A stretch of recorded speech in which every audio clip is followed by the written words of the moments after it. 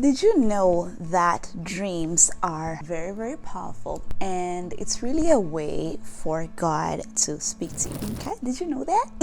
So I just finished reading this book by Pastor Stephanie Ike, who I love so much. I learned so much, and I thought we're gonna do a video today. We're gonna discuss, 5 things that I learned from the book. Of course, I'm gonna encourage you to get your own copy. Okay, it's a very, very good book, short read, not too long, but it was amazing. So we're not gonna waste any time. We're gonna start in right away. Okay, the first thing that she talks about in the book is different ways that we actually can hear from God, right? So as a Christian, as you're trying to develop a relationship with God, trying to get deeper, build that intimacy, it's very important for you to know, how do you actually hear from God, right? So she explains that there are 4 different ways. So we have the knower, we have the feeler, we have the hearer, and we have the seer, right? So the seers are those who, lots of dreams, or we can say visions. So dreams when you're sleeping, visions when you're awake. And some people see some stuff even when they're awake, okay?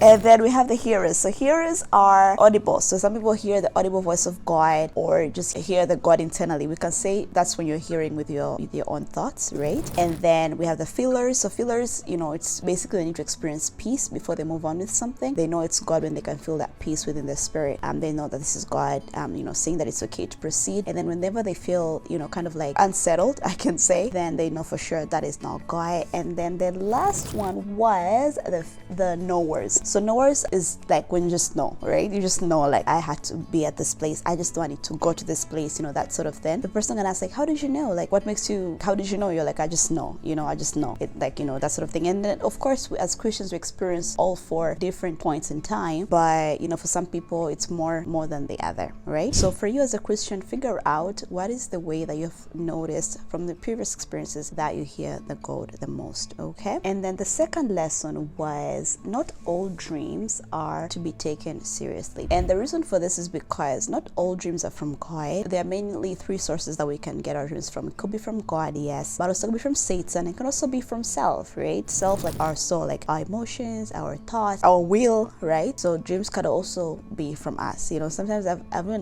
noticed myself, like, you're on Instagram, then you end up dreaming about a person that you just saw on your Instagram, right? So that dream just validates that from you, it was never from God in the first place, right? So some dreams, even though they can be very dramatic, but don't take it seriously, like, honestly. And I've shared on here before, like, this was last year when I made the decision to be celibate. I was like, I'm not gonna have sex until I'm married. When I made that decision, as soon as I made that decision, right after, I started getting these horrific dreams, like sexual dreams, night after night. Obviously those are obviously from the devil, right? Trying to get me, that celibacy journey. And honestly, what I did, like, I used to be very upset about it in the beginning, but later I was like, you know what? I'm not gonna be upset about this anymore. I just would wake up and I'll just start laughing hysterically. And guess what? Those dreams never returned after that, right? So some dreams, I just don't take it lightly. Like, if you know for 100% for sure it's from the devil. Sometimes you see accidents in the dreams. Sometimes I know it's like nightmares of like snakes and stuff like that. Don't give those dreams too much thought. When they're like horrible dreams like that, please just dismiss them. With certain scenarios, it could be that it is a warning, right? Something may be coming up. But if you wake up and you're feeling very fearful, you're feeling very afraid, that could never be from God. From God, even if you're afraid, even though it could be like a really bad scenario, you'll still wake up with peace. You'll still wake up, you may even know already what to do next in order to avoid that situation, right? Like horrific dreams, just please wake up, dismiss them right away, okay? And then the third thing that she talks about is blocks from hearing from God, right? So my main takeaway from this was that sometimes we may not have certain spiritual encounters with God. We may not even hear from God properly when we're fearful, or when we are holding on to unforgiveness. So fear and unforgiveness are one of the 2 main ways that block us from hearing from God clearly, okay? And you may experience sometimes, a person did some stuff to you that you did not like, or a person you just don't like, and then you just end up comes to you, or sometimes even it's your boss, you're scared of them, maybe they yelled at you or something. It goes to you, like, you're going to bed and you're dreaming of that person, right? So obviously it's because of that unforgiveness that you're holding on to. And so in the book, she highly recommends that for us, as soon as something bad happens, don't let offense take hold of your heart. Don't let that happen. It's very difficult sometimes, and I've shared on here before, like, with unforgiveness, with you by yourself, it's very difficult, maybe close to impossible, but with the help of the Holy Spirit, it's very much possible. Give it all to God. Say, God, I don't know how I can forgive, but I want to forgive. Like, help me, God, help me. God will help you. Pray for that person, who has hurt you, but don't hold unforgiveness. This is a way it blocks our communication with God. For me, my relationship with God is more important, okay? I want allow you to block that from me. Okay, so I'm gonna forgive so I can keep being connected with God. Okay, and then fear. Some people are really scared of actually spiritual encounters. You know, you're dreaming and Jesus is in the dream and he's saying come, and you're in the dream still afraid.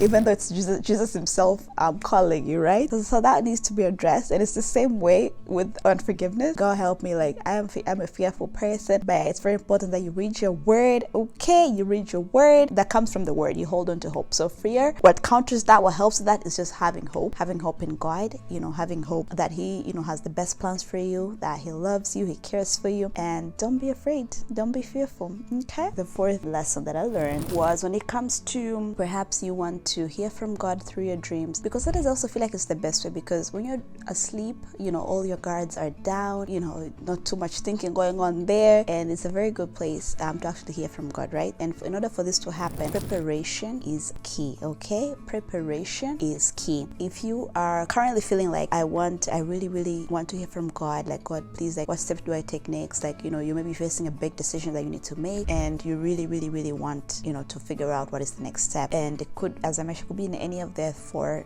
ways it could happen, but also could be through your dreams. And if you want that to happen for you, then preparation is key. And then preparation is key, meaning before you go to bed, but also even after you wake up, right? So before you go to bed, your rest is even like heavy foods, like certain like junk foods or heavy meals before bed. Those are not good for you at all. Those are not good for you at all. And you know, should best is like light meals before bed, you know, no junk. Try to avoid junk meals, you know, stuff like that. More on that on the book, but also social media, or even sometimes even the things that you're watching on TV before bed. Like, don't fall asleep, she says, like watching TV, or don't fall asleep just scrolling on your phone. That is really bad, and that honestly carries on into the spiritual realm. It carries on onto the dream realm, right? So it's very important, at least, you know, 30 to an hour, you know, that time before you go to bed. It's very important that you're engaging with your channel of grace, you know, if it's reading the word, if it's prayer, if it's worship, meditation, you know, any of those. It's very important. It's very good for you to just engage, you know, connect with God. And then what she says is that is a conversation starter, right? Those minutes before you're going to bed, that's a conversation starter. So as you are engaging with those channels of any of the channels of grace, and you're engaging, you know, that you're building that connection with God, then he can continue that into the dream realm. You can say like, God, I'm about to go to bed right now, I really need an answer for this, like please help me. Then he can continue the conversation. But if you're going to bed after scrolling, after, you know, watching Netflix for 5 hours, guess what? It's those things that you're watching on TV, those are the things that are going to carry on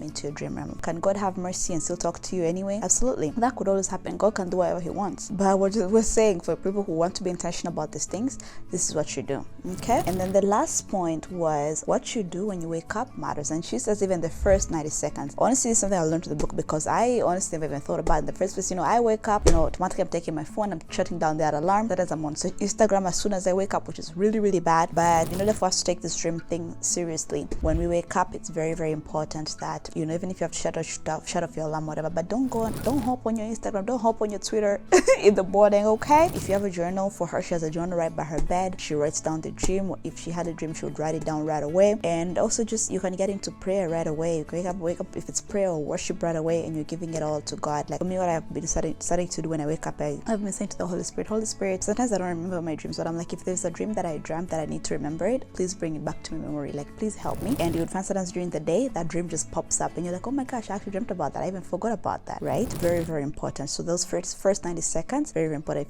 Because as long as you don't engage, as long as you don't take that intentional time to actually write down the dream, you are most likely going to forget it. Like, as soon as you wake up, that's the time that the dream could be still fresh in your memory. That's the very good time for you to write that dream down. And when it comes to the interpretation of dreams, it's a very good breakdown of, like, you know, colors, numbers, locations, names. It's a bunch of stuff that she leaves out there. I won't get into that right now. But when it comes to interpretation, one of the main lessons that I got from the book is that you ask the Holy Spirit. You know, don't go on ChatGPT, you know, don't go on Google. What does this dream mean, right? It's very important that you ask the Holy Spirit, what does this mean, right? And sometimes when it comes to, let's say you saw a certain number, or could be an event that could happen. For historical context, or if you don't know what a certain imagery means, let's say you saw a lion or a fox. So when it comes to like that, you can Google or ask ChatGPT, what is the significance of this particular animal or a number or a location. You could Google for those specific thing to kind of like get a deeper understanding of what's the symbolism of that particular thing, but not the whole meaning of that dream. That one will leave to the Holy Spirit. Okay, to wrap up the video, I'm going to end with this quote that I read from the book that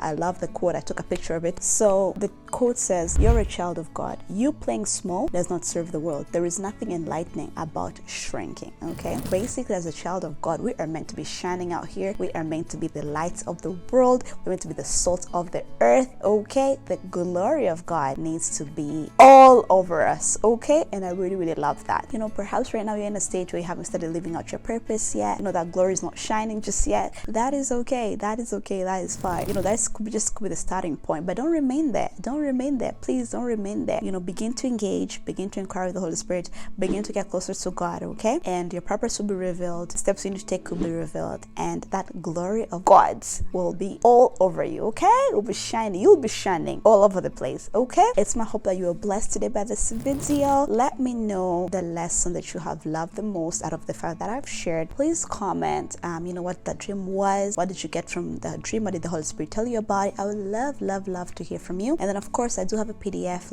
called Get Closer to God that I'm going to link in the description. Just share with me your name and your email and I'm going to send it to you. In the PDF, it's basically different steps that you can take to get closer to God. That is something that you're currently desiring in your life. Okay, I hope that you're blessed by this video today. Thank you so much for watching. I love you so much. Bye.